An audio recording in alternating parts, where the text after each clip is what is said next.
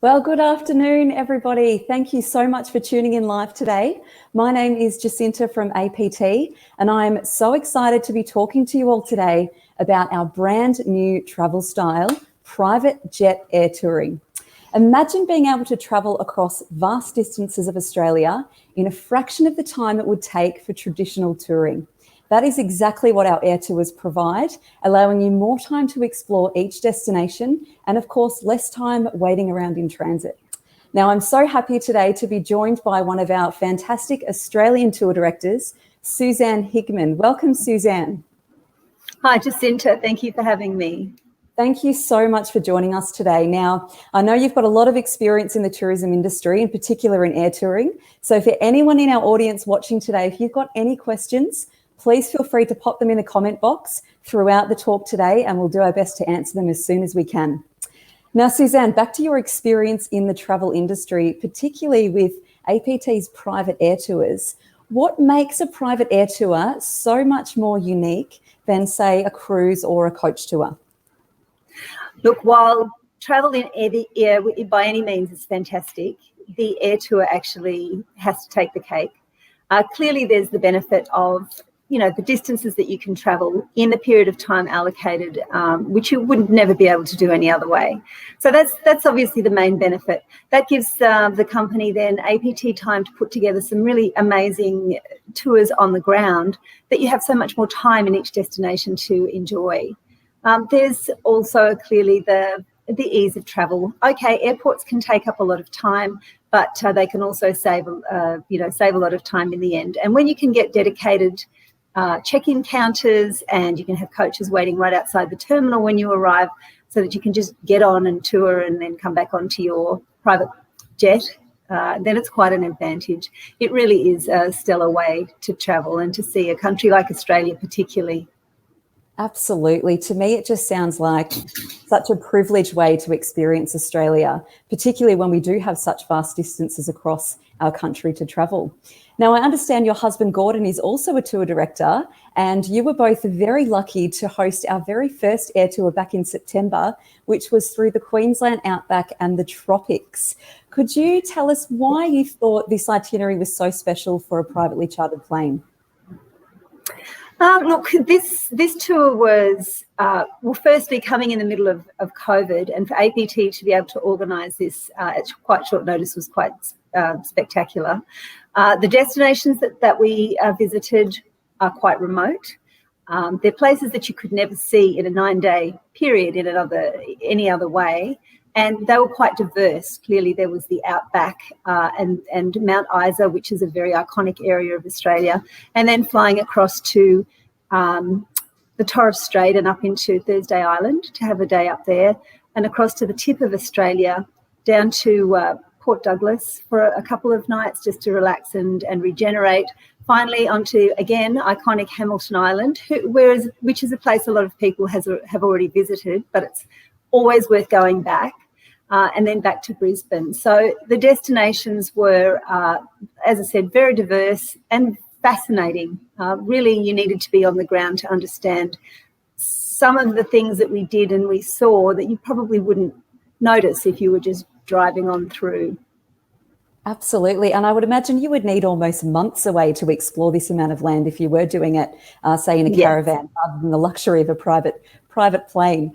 Could you share with us, Suzanne, what were some of your favourite experiences, something that made it really special on this itinerary? I know you've got quite a few to share with us today. I have, and to do that, I really need to go through the itinerary to explain. So Longreach is a little town out there in the middle of the outback, Queensland, that a lot of people would have heard about. They may have even visited the Stockman Hall of Fame or the Qantas Museum, both of which are fabulous facilities out there in the middle of seemingly nowhere. But the beauty of the tour that we did was that not only did we get to see both of these places, we also were taken into the hearts of the people of Longreach.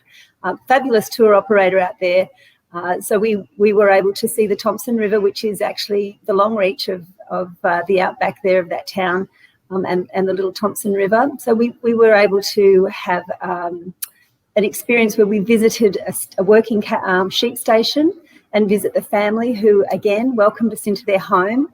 and we heard their stories and their hardships and their joys, and that was really quite special.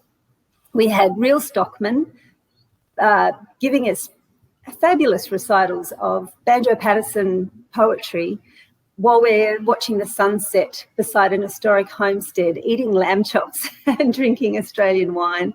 That's exactly what I'm talking about. There's our stockman on the left, our stockman poet, and our the host for the night, Alan, whose home it was, bougainvillea, the sun setting over the outback. It was just quite a stunning night, and the guests really, really enjoyed the whole experience of Longreach. So from there, we jumped on a plane, and the next highlight was that we were able to travel to Winton, which is usually a few hours by road, a few good hours by road, land our plane, go and visit the town for the day, have lunch there, see the dinosaur museum. Yeah, I got up close and personal with one of the little fellas. And it's a fabulous facility out there as well. So there's all these gems that people actually do visit briefly, but there's all of the other experiences as well. Now, we had lunch in town. We got to meet a lot of the colourful locals in just a couple of hours. It's only tiny, and all you need to do is walk along the street, which is exactly what we did, found somewhere to have lunch, and then went and had a look at the Waltzing Matilda Museum. Again, another amazing place to just learn more about our history and have a roam around there before we jumped back on our plane and headed up to Mount Isa and landed at sunset just in time for dinner. That sounds absolutely incredible. And as you say, to pop into a town just for a day, something again that's very, very unique. Now, you mentioned Mount Isa. I'd love to know, when you were descending into Mount Isa on the plane, can you describe for us your first impression of the township and the surrounding areas? Well, my first impression, surprisingly, was how green it was around the town. At the time of year that we were there, that had a lot of rain. There's a beautiful lake outside Mount Isa, and the sort of juxtaposition of the greenery against the desert landscape or the outback behind it was quite spectacular. And then, of course, the iconic smokestacks of the original Mount Isa mines, which we then got to explore the following day, and we got to go underground. And whilst that sounds like a ho-hum, it's a tour of a mine, it was absolutely the highlight of that trip to Mount Isa.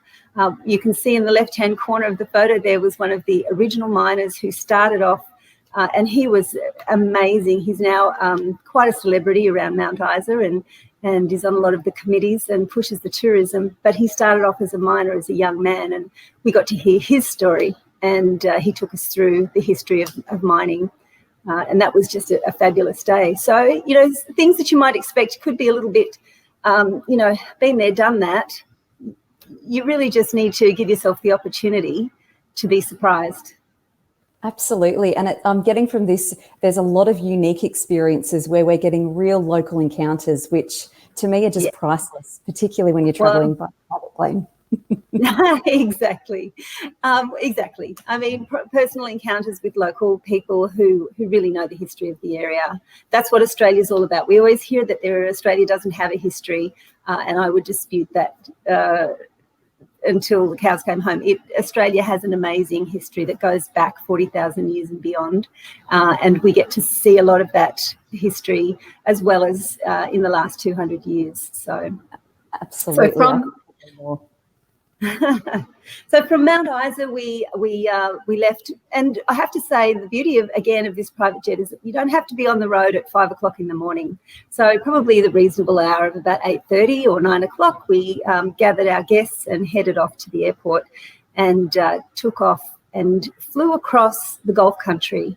Now that again was pretty spectacular. We had a fabulous pilot who was able to point out Burke and Will's final resting place, which I learned in history as a young person, and so that was really interesting to see how close they were and yet how very far.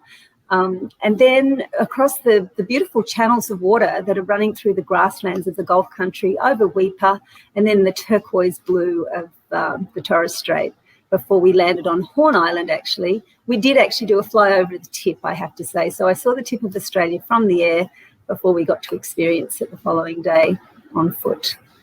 So from the Mount Isa mines, next minute we're in the beautiful blue of the Torres Strait. It was quite spectacular.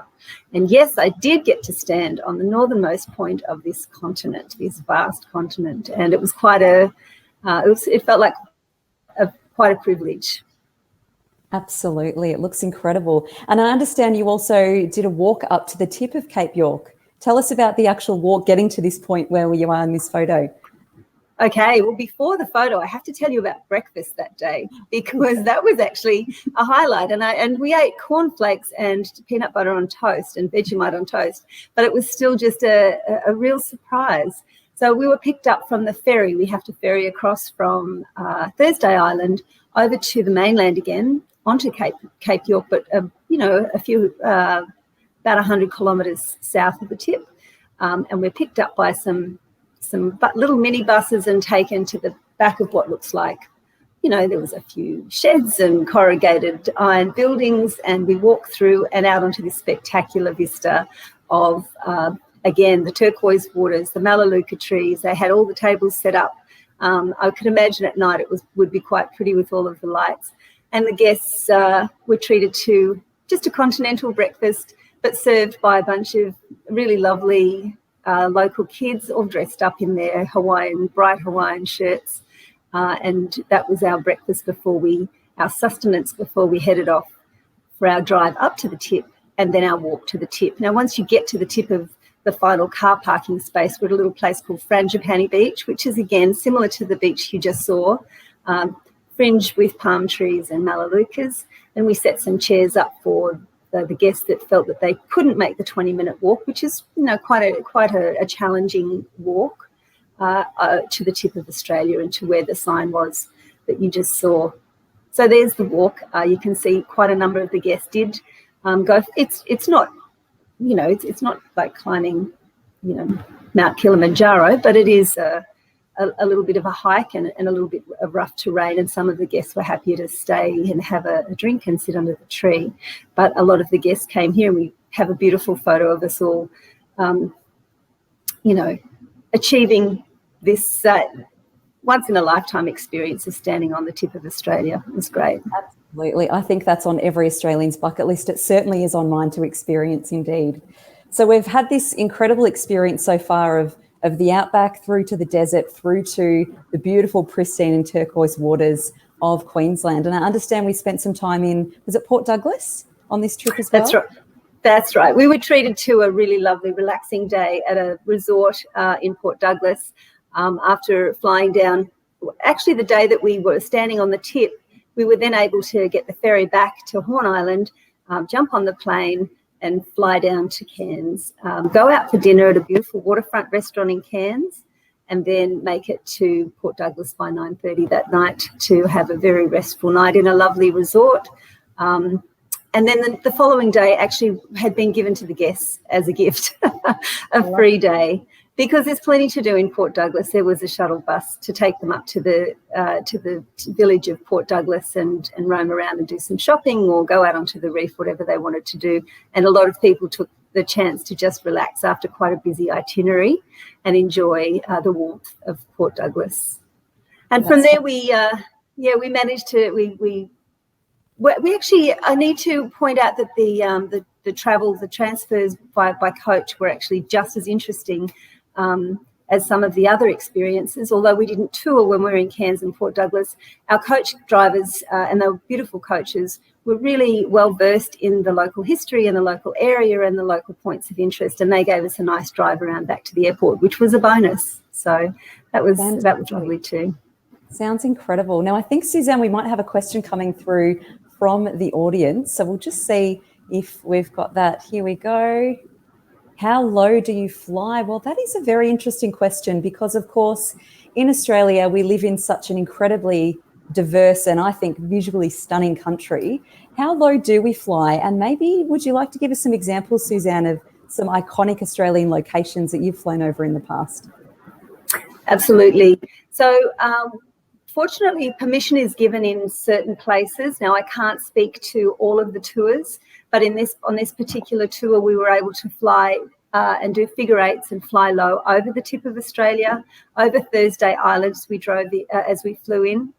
We flew quite low over Weipa. So we're talking about 5,000 feet in some of these areas, which is very low when you're used to flying up at 40 and 50,000 feet. And so we did actually get, and as we're flying across the Gulf country, we were also at an altitude of around 5,000 to 10,000 feet in certain areas where the pilot was given permission. So I think other iconic areas that they do try and fly around, I know the Bungle Bungles is one area that you need to see from the sky, which is just spectacular. Uluru, I believe, is also another specific area that you can get permission, but of course this all will depend at the time on aerospace. So I just don't like to make any promises that I can't keep. But definitely wherever possible, particularly over the iconic places, over the Great Barrier Reef, we flew very low. You'll get to see some really wonderful landscapes out there that you wouldn't normally get to see if you were flying on a commercial flight across Australia. Absolutely. The Bungle Bungles, I mean, Western Australia in general is certainly a huge highlight for me. Suzanne, have you ever flown over Cape Leveque before? I think that's another stunning place visually. Absolutely. Look, I have sailed around Cape Leveque and I've flown over Cape Leveque in a helicopter, and there's the image of it. But when you actually are seeing it from the air live, it's really, really spectacular, and it just shows you those vast lands.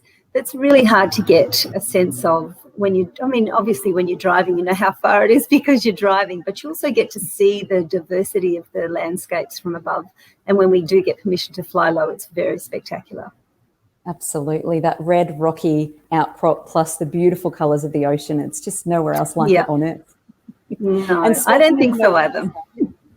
There's also something else I wanted to have a quick chat about. Is your husband Gordon, we mentioned earlier, is also a tour director, which you must just have seen so many incredible places together. And I understand he's on tour right now on one of APT's air tours up in the Northern Territory. Is that right? That's right. He left yesterday. Now, he was the tour director of the tour that we're just discussing. I was his assistant. I was the tour host. And that's one other benefit that we should mention as well, is that there are two tour hosts or directors on these tours, so that you're well taken care of. But Gordon left yesterday with Kelly, and they have flown straight into Broken Hill for lunch, actually.